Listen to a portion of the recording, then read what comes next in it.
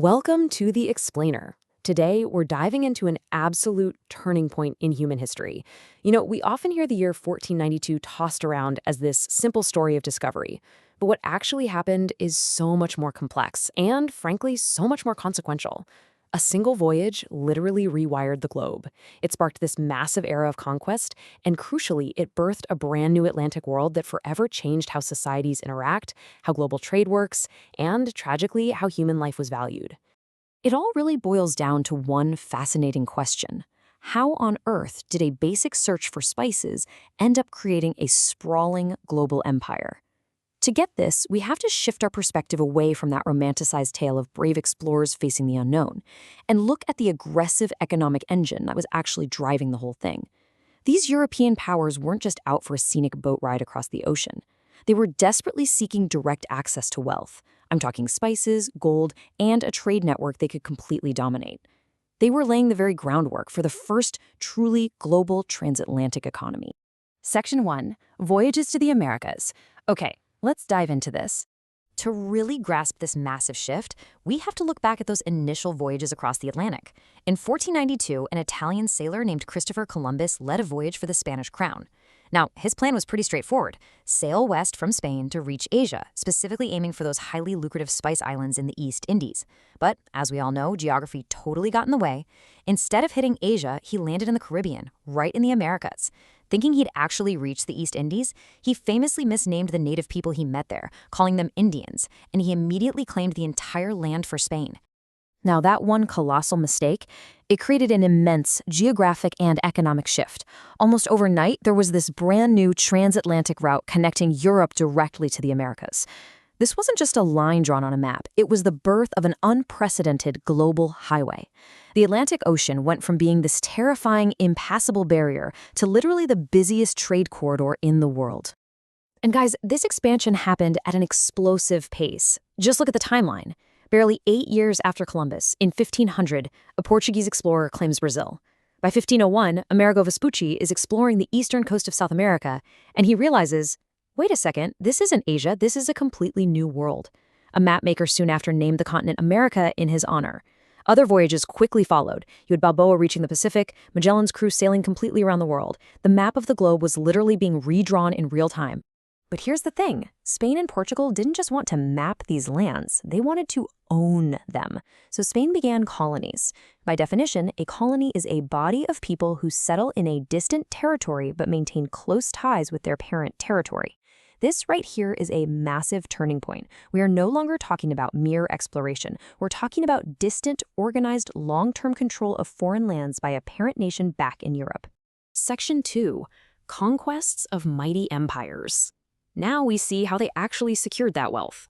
This desire for distant colonial control brings us to a much darker, much more violent chapter. The Spanish sent conquerors, known as conquistadors, deep into the Americas seeking out great riches. In 1519, Hernando Cortés arrived in Mexico, and he wasn't met by empty land. He was met by the incredibly powerful Aztec Empire, led by Montezuma II. Driven by this insatiable pursuit of wealth to feed the growing Atlantic trade, Cortés defeated the Aztecs, totally dismantling a highly advanced civilization in the process. Slash forward about 15 years, and that exact same brutal blueprint was repeated further south. Francisco Pizarro led another Spanish force into South America. He targeted the mighty Inca Empire, kidnapping and eventually killing their last emperor, Atahualpa. The sheer ruthlessness of these campaigns is staggering. But it was entirely focused on one clear objective: securing vast, unimaginable wealth for the Spanish crown. When you put these two monumental conquests side by side, the parallels are pretty striking. Whether it was Cortés against the Aztecs in Mexico or Pizarro against the Incas in Peru, the devastating outcome for the native empires was exactly the same. And the ultimate prize for Spain? As the sources note, the Spanish found absolutely incredible amounts of gold and silver. We're talking massive extraction of precious metals that were loaded onto ships, sent across that new Atlantic route, and permanently shifted global financial dominance right over to Europe. It became the lifeblood of their entire economy. And of course, Spain's thirst for power certainly didn't stop there. By the 1540s, looking for even more land and resources, explorers like Coronado, who were accompanied by Catholic priests, led expeditions up Mexico's western coast and right into the region that is now the southwestern United States. By the mid-1500s, Spain had formed an American empire, stretching all the way from modern-day Mexico down to Peru, and they were still pushing further north. Section 3, the brutal encomienda system. So the crucial point is, how did they pull this off? Seriously, how did Spain manage to extract all this wealth from the ground? It required a highly brutal economic engine known as the encomienda system. The encomienda essentially consisted of vast plantations and mines owned by conquistadors and wealthy colonists. The Spanish authorities gave these owners the legal right to force Native Americans to work on them. Let's be clear, this was a state-sanctioned method of forced labor and severe exploitation. Let's look at the harsh economics of this empire. The Spanish formed these massive farms and mines that were completely reliant on native slave labor under the encomienda system. Meanwhile, over in Brazil, which Portugal possessed, colonists began settling in the 1530s to build these huge plantations specifically to grow sugar. Why sugar? Because the demand for it back in Europe was off the charts. The entire Atlantic trade system was fully dependent on extracting these high-value resources as cheaply as possible, completely regardless of the human cost. And the historical records and illustrations from the time show the absolutely horrific reality of that cost. The violence, the beatings, the total subjugation. Those staggering riches flowing into Europe, the silver, the gold, the sugar that was actively rewriting the global economy, were built entirely on the suffering, the forced labor, and the death of indigenous populations. Section 4, Resistance Against Spanish Rule. Now, it is absolutely vital to understand that these oppressive systems did not go unchallenged. The people living under the encomienda system actively fought back, and this opposition came in multiple forms.